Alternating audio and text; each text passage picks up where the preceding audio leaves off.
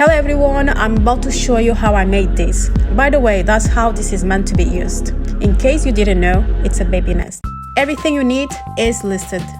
Zipper, bias binding, safety pin, foam, this is the thickness I'm using, stencil knife, stuffing material, fabric scissors, a must-have, a colored pencil or chalk, matching thread, 100% cotton fabric, cuddle fleece fabric, and also a ribbon and a sewing machine, okay guys, do not forget this. Fabric cutting. Begin by folding the 100% cotton fabric and cutting along the fold to avoid wasting material. Lay the pattern on the fold and trace the shape with the pencil. Remember, it must be cut on the fold.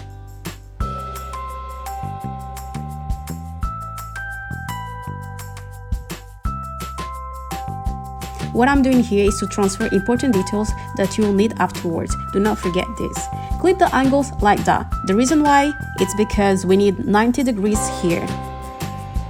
A rectangle, you see?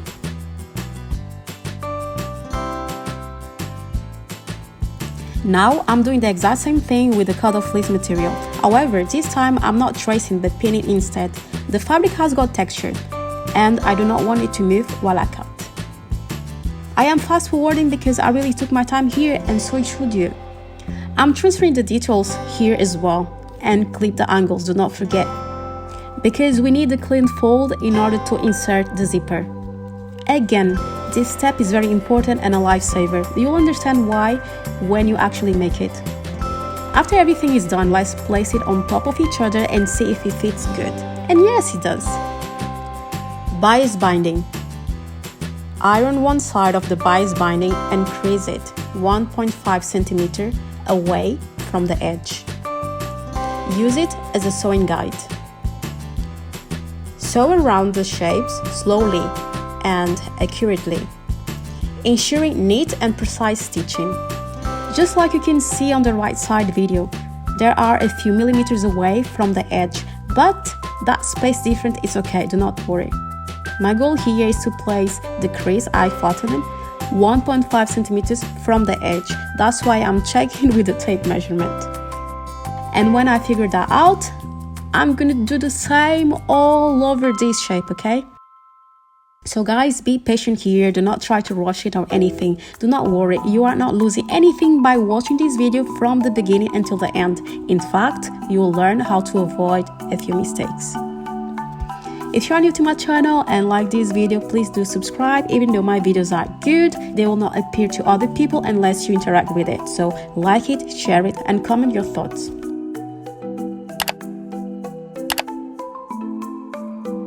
After sewing the bias binding, place the cotton fabric on top, right sides facing, with the bias binding in between. But first, let's sew the bias binding in place. Here I'm sewing 1 centimeter, then I add the cotton fabric on top and now I sew 1.5 centimeter. You'll see 2 stitches like so. Bias binding must face the cuddle fleece, you see? The reason why I only flattened one side of it was because I need to top stitch the other side on the cuddle fleece, like I'm doing here. You better pin everything first before top stitching. Be patient. Use as many pins as you need, do not rush. It's better to lose 5 minutes pinning everything down rather than 30 minutes and picking carefully and then having to redo it again. It's good to use pin so that the fabric does not move. Those two fabrics are different.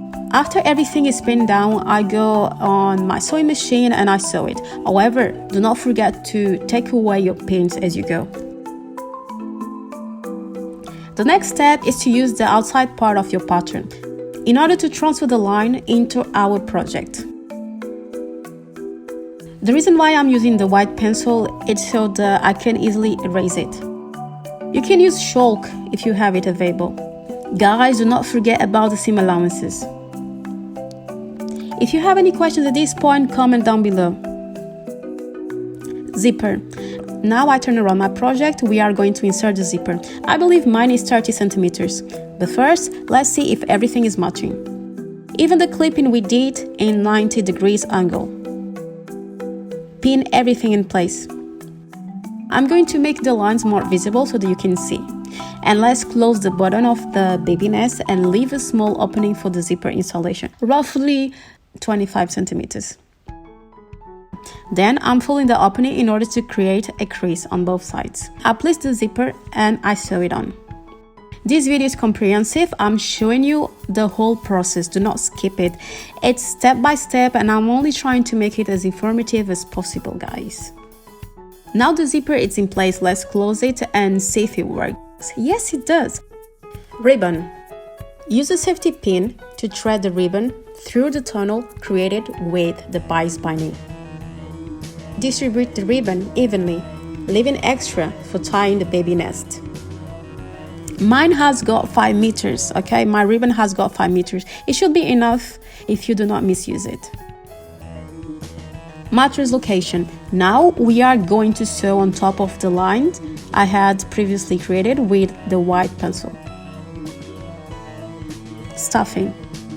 Let's stuff the baby nest. Get your bag of fiber and separate a few. Little by little, put them together and fill it up. Question: how do I know when it's enough? You'll know when it's enough. Just think of a cozy item you'd like to lie in. So make it as if you were to use it. Don't be cheap. Basically, that area needs to be firm. You can shape it with your hands as you go. That's how it looks on the other side, and of course, I'm adding my label too. I had to hand stitch it because I did not think of it prior. But right at the beginning, before assembling the fabric together, think of your label location and machine sew it in place. Finish and close the area using invisible stitching or top stitching. Comment down below if you want a quick tutorial on how to do the invisible stitch method, or you can just top stitch with your machine.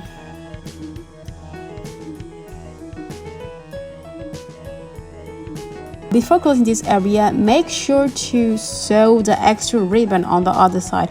We are meant to have 2 on each side. You see, that's how it looks now. Very pretty. Mattress steps. Now I'm working on the mattress. That's the inside pattern of the baby nest, and this is the size and thickness of my foam. Now let's place the pattern at the edge of the foam. Cut the foam to match the inside pattern, shaping smoothly. Okay, so here I've tried the knife. I've tried the stencil knife, however it didn't work. Actually it did, but I don't like how it looks like, so I have decided to use my scissors instead, fabric scissors, okay? However, if your foam is thinner than mine, you can use the stencil if you feel more comfortable with it, but I think scissors work better. Cut the foam to match the inside pattern, shaping it smoothly. Insert the foam mattress, fold it and place it in correctly. It is important to use a mattress. Some people use the fiber stuffing instead, and I do not understand how comfortable that can be. I believe that a little person would be happier with a memory foam like this one here. Finishings. Let's tie the lace of the baby nest and finish the ribbon. What I did was to trim a little bit, fold it twice and hand stitch it in place so it doesn't unravel. Trim and secure the ribbon for neat appearance. And that's it, guys. We are done. Thumbs up. Thanks for having me, and I'll see you on the next video. Bye bye.